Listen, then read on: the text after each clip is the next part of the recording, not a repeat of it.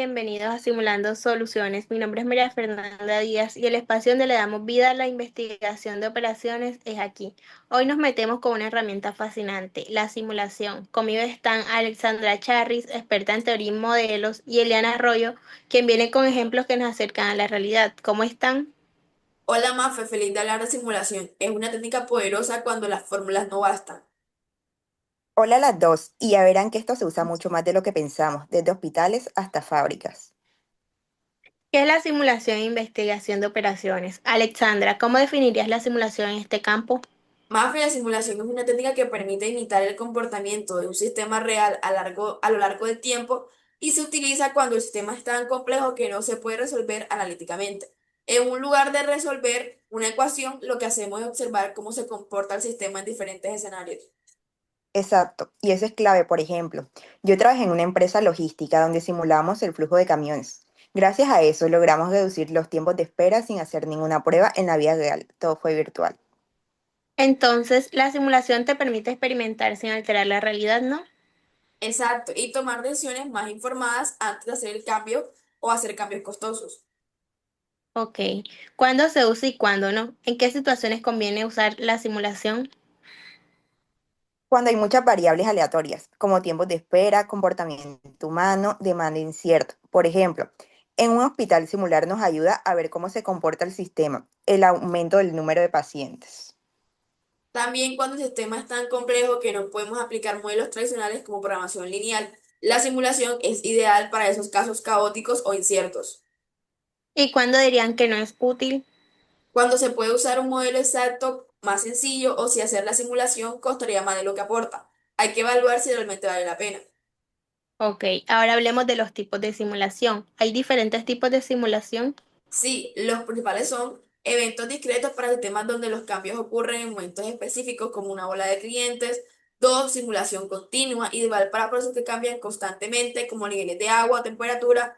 Tres, Monte Carlo, se basa en la probabilidad y se usa mucho en análisis de riesgo y finanzas. En mi experiencia, usamos mucho la de eventos discretos. Por ejemplo, en una planta de producción modelamos cada estación y simulamos cómo fluían los productos. Nos permitió identificar un cuello de botella que no se notaba a simple vista. Ok, ahora las herramientas y el software. ¿Qué herramientas se usan para hacer simulaciones? Bueno, pues tenemos como software Arena, Simulación 8, Analogic, Flexing. También puedes hacer simulaciones más personalizadas como Python, R o incluso Excel con Baby App. Yo he usado Simulación 8 y me encanta. Una vez simulamos el proceso de un empaque en una empresa de alimentos. El modelo ayudó a decidir si convenía automatizar parte del proceso o no, y eso ahorró muchísimo tiempo. Entonces, también sirve como para herramienta convencer y comunicar, ¿no? Sí, mostrar un sistema en acción, aunque sea simulado, tiene muchísimo impacto en las decisiones. Ok, ahora tenemos un caso real. Eliana, ¿nos cuentas un caso donde la simulación haya hecho la diferencia? Claro, Muffin. En una empresa textil simulamos toda la línea de producción, desde la recepción de materia prima hasta el empaque final. Al analizar diferentes escenarios, descubrimos que cambiamos el turno de un grupo de operarios. Se redució un 20% el tiempo total de producción. Fue un cambio simple, pero sin simulación no lo habríamos detectado. Ahora hablaremos del caso práctico. El ejemplo práctico que tenemos es la municipalidad de la ciudad capital cuenta con información relacionada con la recolección de basuras. La siguiente tabla muestra las toneladas recolectadas en 100 días. Ok, en el ejemplo trabajaremos el método de Monte Carlo, también conocido como simulación de Monte Carlo.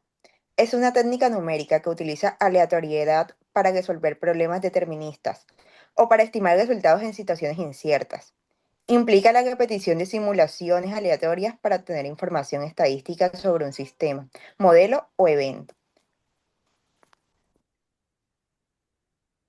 En la siguiente diapositiva podemos observar el número de toneladas de basura que corresponden a los días 10, 20, 30, 40, 50 y 60, frecuencia de ocurrencia 6, 10, 13, 22, 26, probabilidad, frecuencia simple, lo podremos hallar si dividimos el número de frecuencias de ocurrencia entre 100. Esto nos da como resultado paulatinamente en relación con los días, en la frecuencia de ocurrencia y la probabilidad sería 0,6. En la frecuencia de ocurrencia del 10 sería 0,10, 13, 0,13, 22, 0,22 y así sucesivamente con relacionado a la frecuencia de ocurrencia. Ahora tenemos la probabilidad acumulada. Lo que hacemos en esta parte es, en el primer valor vamos a poner el mismo que está en la probabilidad de frecuencia simple. En el segundo lo que vamos a hacer es sumar la primera probabilidad acumulada que sería 0,06 más la segunda probabilidad de frecuencia simple que sería 0,10. Esto nos da 0,16.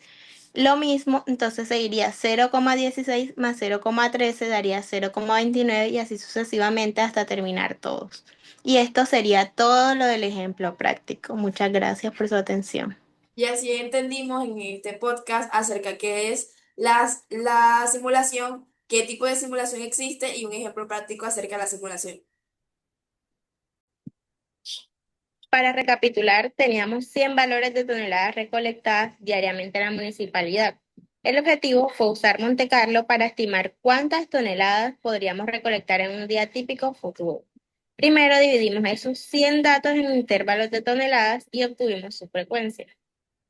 Exacto. Por ejemplo, observamos que en 15 de esos 100 días se recogieron entre 50 y 55 toneladas. En 20 días, entre 55 y 60, y así sucesivamente.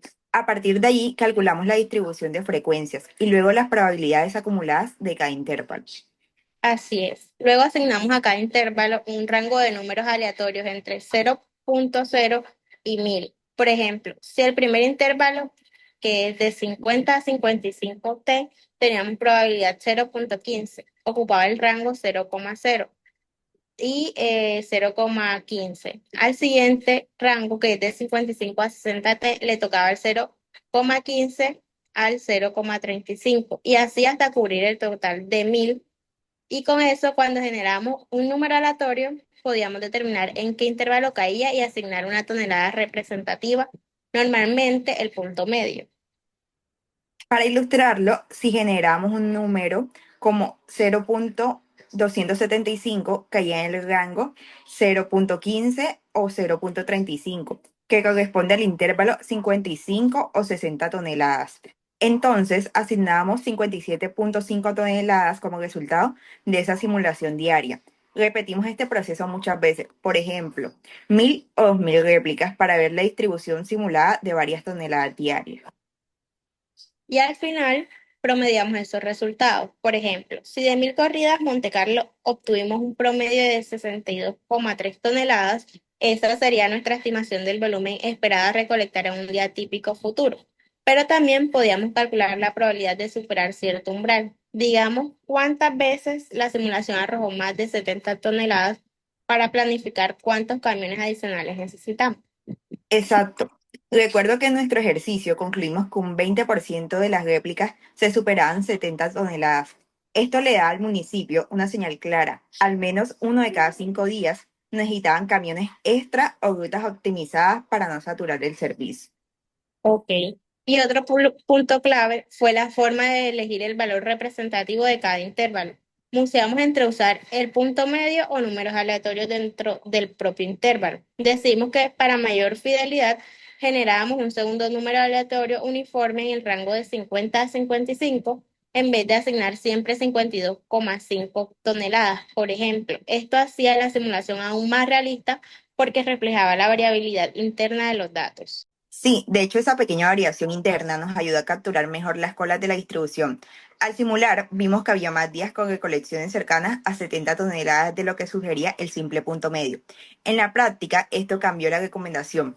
Pasamos de decir en promedio 62 toneladas a en promedio 62 toneladas, pero con una cola derecha más pesada, lo que sugiere tener un plan de contingencia. Y como último paso, comprobamos la convergencia. Fuimos corriendo simulaciones con 500, 1000, 2000 réplicas y observamos cómo se estabiliza la media simulada. A partir de unas 1000 réplicas, la media ya no variaba más de 0,1 toneladas entre corridas. Eso nos dio confianza de que 1000 réplicas eran suficientes para el nivel de precisión que buscábamos. También graficamos el histograma de las simulaciones y lo comparamos con el histograma original de los 100 días, aunque no coincidían perfectamente porque el tamaño de muestra simulada era mucho mayor. La forma general y la posición de la media estaban muy alineadas, Eso nos permitió